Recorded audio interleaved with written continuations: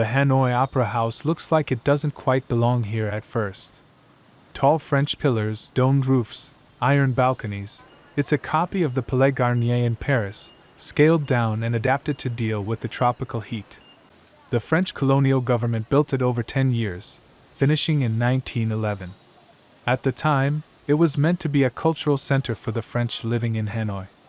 Vietnamese were rarely allowed in unless they were performing or working behind the scenes. But if the building started out as a symbol of colonial culture, it didn't stay that way. Over time, it took on a very different role.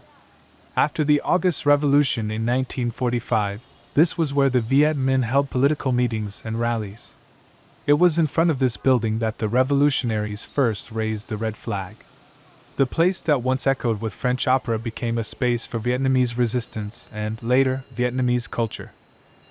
Inside, the main hall still has its European layout. Rows of red velvet seats face a horseshoe-shaped stage.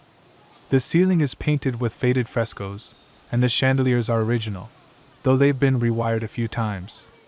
But the performances have changed.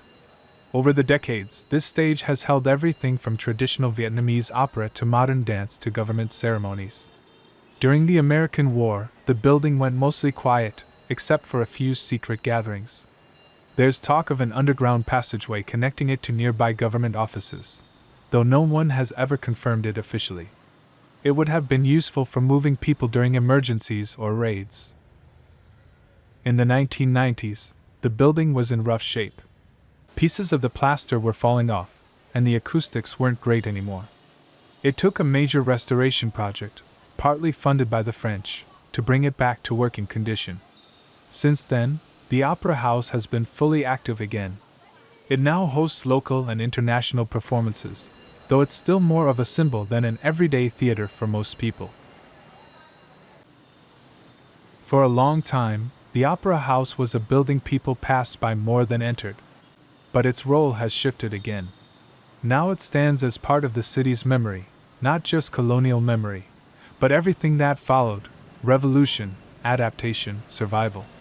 It's quiet most of the day, except when performers are rehearsing inside or a wedding party is taking photos out front. Still, it carries the weight of what's happened here, and what used to happen just outside its doors. In recent years, some of the bigger concerts and public events have moved to Hogum Opera, where the newly renovated pedestrian zone and lakeside stage now take on the role of Hanoi's central public forum. The old Opera House remains in place, no longer the main stage, but still part of the city's story.